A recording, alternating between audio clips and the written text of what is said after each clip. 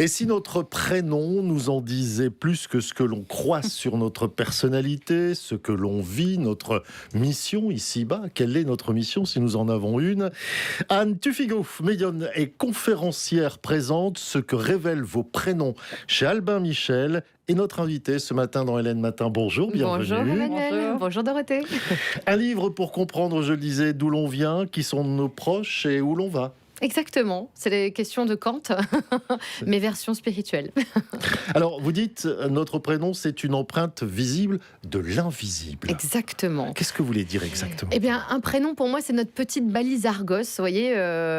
Pour moi, on arrive sur Terre en étant les Spielberg de notre incarnation. Parce qu'on parle beaucoup de déterminisme, vous savez, au baccalauréat en France, c'est libre arbitre ou déterminisme.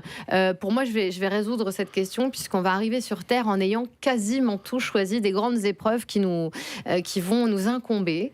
Et des fois, c'est une gageure, on est d'accord. Je ne suis pas sûre qu'on aurait vraiment accepté de complètement descendre sur Terre si on se rappelait de tout. Mais en tout cas, on est très ambitieux dans cette volonté d'expérimenter la vie terrestre et l'amour. Et on va tout écrire avant. Ensuite, on va décider de ce qu'on fait. Est-ce qu'on va échouer? Est-ce qu'on va réussir? Est-ce qu'on va se dépasser? Est-ce qu'on va finalement arrêter en cours de route? Et le prénom, il vient nous rappeler, vous savez, tout le monde se pose un jour ou l'autre la question du sens existentiel. Qu'est-ce qu'on vient faire ici? Est-ce qu'on a une mission? Quel est le but de la vie? Enfin, ça, c'est ce qui a animé pas que nous, les philosophes avant nous.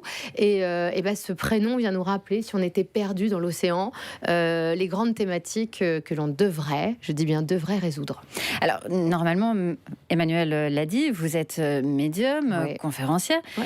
Et là, quand on lit votre livre, d'ailleurs, vous l'avez écrit, vous travaillez comme un petit peu une archéologue. Exactement.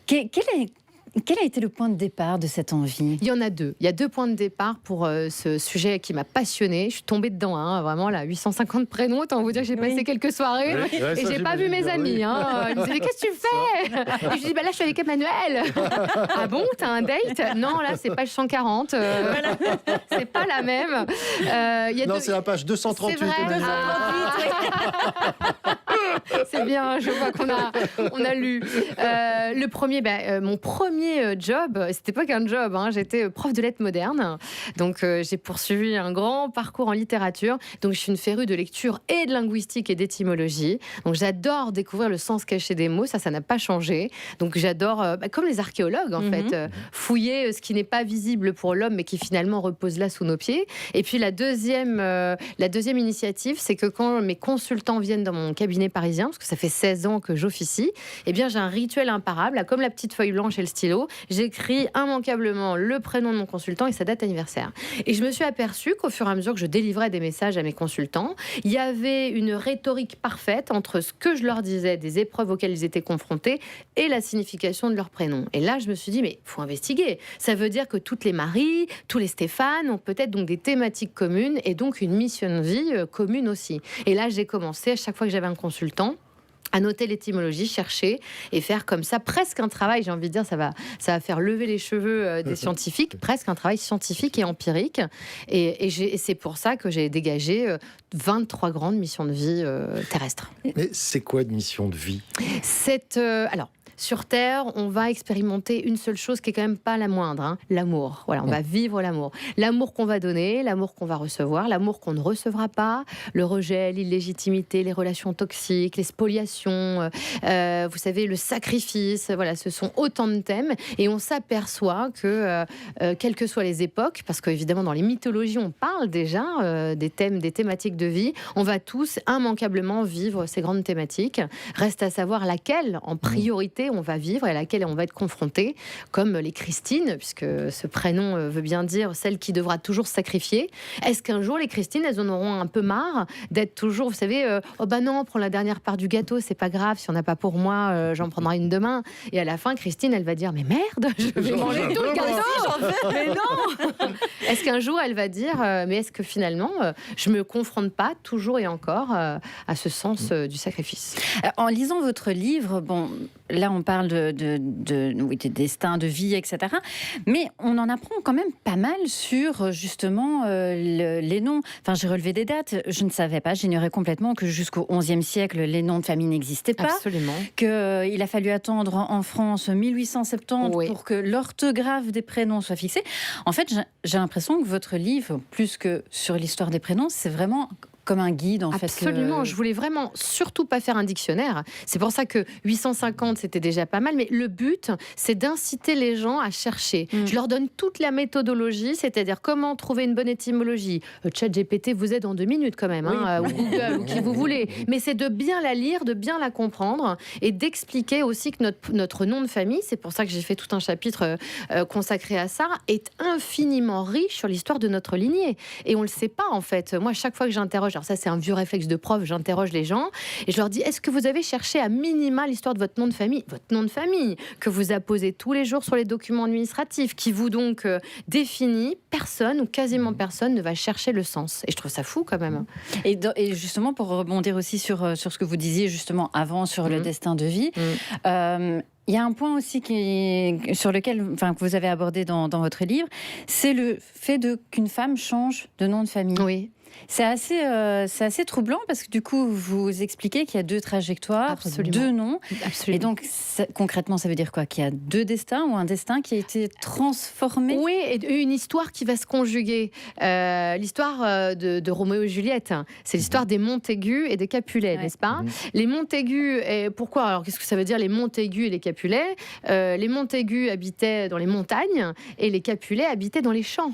Donc, en fait, c'est l'histoire de 2, au-delà d'une histoire d'amour shakespearienne, c'est 2 familles qui vont se tabasser pour leur territoire. Les montagnards qui descendent taper les agriculteurs, non, excusez-moi, et en fait c'est ça, c'est pas l'histoire de Roméo et Juliette, c'est l'histoire de clans qui s'affrontent. Et donc de savoir que vous allez, ou alors de façon plus commune, est-ce que vous savez, j'ai l'impression de vous interroger aujourd'hui, est-ce que vous savez, par exemple monsieur Le Vilain, est-ce que vous savez ce qu'était, alors peut-être Dorothée, parce que vous avez lu... Et j'ai vu, vous aviez super bien bossé. Et je l'ai noté. Je pose la question à Emmanuel. Emmanuel, est-ce que vous savez ce qu'était un vilain à l'époque moyenâgeuse? C'est pas quelqu'un qui avait un vilain faciès, c'était un paysan. La vilainerie est la paysannerie française. Et donc un monsieur Le Vilain qui épouserait Madame la Gentille ou Madame Gentille. On pourrait se dire, bon, on s'en fout. Qu'est-ce qu'une gentille à l'époque? C'est une bourgeoise. Si vous avez lu Molière, le bourgeois gentilhomme, c'est la bourgeoisie. Donc ça veut dire que d'entrée de jeu, vos ancêtres anciens paysans vont tout d'un coup se confronter à une classe sociale différente de la vôtre. Qu'est-ce que ça va donner avec belle-maman? Et quand vous expliquez tout ça, moi je suis passionnée, j'ai franchement adoré votre livre. Merci beaucoup. Comment, quand vous êtes face à des gens très cartésiens, qu'est-ce que vous pourriez leur dire pour essayer de les convaincre? J'ai même pas à les convaincre. Je leur donne l'histoire de leur prénom et de leur nom de famille, et tout le monde a une anecdote. Ah mais oui, c'est vrai. Ma grand-mère, elle a perdu son mari, ou une autre a eu des difficultés. En fait, s'ils vont chercher dans l'histoire de leur lignée, immanquablement, il y a des traces de tout ce qu'on dit là. Et donc en fait, j'ai même pas besoin de partir, vous voyez, dans une conviction, puisque les gens sont assez bluffés de se dire. Mais c'est vrai, moi je dois lever les voiles de la vérité. On n'a que menti dans ma famille, mon père il s'est barré. Enfin, vous voyez, il y a quelque chose de très personnel dans toutes les histoires. Si vous pouviez remonter le temps, à l'époque de votre naissance. Oula 49 ans de feedback, ok. Qu'est-ce que vous diriez, ou qu'est-ce que vous murmuriez à l'oreille de vos parents pour votre prénom? Waouh. Je leur dirais la chose suivante, puisque je vous donne la signification de mon prénom, celle qui se servira de la spiritualité pour avancer. Je dirais à mes 2 parents qui ne croyaient absolument pas en Dieu ni en la spiritualité, vous êtes en train de donner un prénom qui va bouleverser ma vie et vous ne le savez même pas.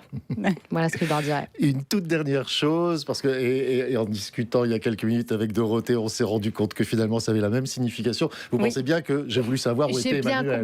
Page 238. Voilà. Alors, et c'est pour ça que quand vous dites est-ce qu'on a besoin d'être cartésien, j'ai toujours su depuis ma tendre enfance que Emmanuel signifiait Dieu est parmi nous. Absolument. Mais je n'avais jamais eu la curiosité d'aller au-delà. d'aller au-delà. D'aller plus loin. Alors là, j'apprends que j'ai pour mission, et c'est mes parents qui me l'ont donné, de ressembler à Dieu lui-même. Je dois faire preuve de clémence et de pardon, et surtout, je dois mettre de l'amour partout où le clan n'a pas su en déposer. Et alors, vous posez cette question-là, dois-je réparer les carences affectives de mes parents? Exactement. Mais est-ce que c'est possible déjà? Mais alors déjà, votre prénom est en soi un défi impossible. Aucun être humain ne peut ressembler à Dieu sur Terre. Hein, c'est pas possible. On vous demande de la perfection parce que c'est ce que sous-entend votre prénom. Vos parents vous ont dit, toi, tu seras parfait, là où les ancêtres n'ont fait que des conneries. Là où les ancêtres ont été trop vils, trop égotiques. Ils ont été, oui, parce qu'en plus, non seulement ils vous ont demandé quelque chose d'impossible, la perfection n'est pas terrestre, et de surcroît d'aller réparer les bêtises ancestrales. Donc, qu'est-ce que ça donne? Il y a du boulot. Ça donne beaucoup d'hommes anxieux, très exigeants envers eux-mêmes, parfois aussi envers les autres, et parfois aussi rongés. Ils ne savent pas toujours profiter de l'instant présent parce qu'ils se mettent des défis toujours inaccessibles. Mais ne soyez pas stressé, Emmanuel. Vous avez le cadeau de Dieu avec vous. Exactement. Mais en fait, on n'a pas la même signification que mais Dieu. mais vous avez la même mission. Vous avez la même mission. On a la même mission. Exactement. Dorothée. Et oui, donc voilà. Vous soyez rassurés. Oui, et surtout Dorothée raconte, parce que si un enfant est un cadeau de Dieu, ça sous-entend que les femmes de la lignée avaient beaucoup de mal à enfanter. Parce que si on s'en remettait à Dieu pour tomber enceinte, il y avait Feu Marie qui l'a fait avant nous, c'est que ça raconte aussi dans votre famille peut-être des femmes qui ont vécu des fausses couches, des difficultés à être mère. Donc être un cadeau de Dieu, ça met aussi un gros fardeau sur les épaules. Est-ce qu'à votre tour vous voudrez être mère? Comment on va vivre sa maternité? Donc il y a un sujet dans le sujet. Ce que révèlent vos prénoms, comprendre son prénom pour découvrir sa mission de vie. C'est signé Anne Tuffigo, c'est paru chez Albin Michel. Merci d'avoir été parmi nous ce matin. Merci d'avoir bossé.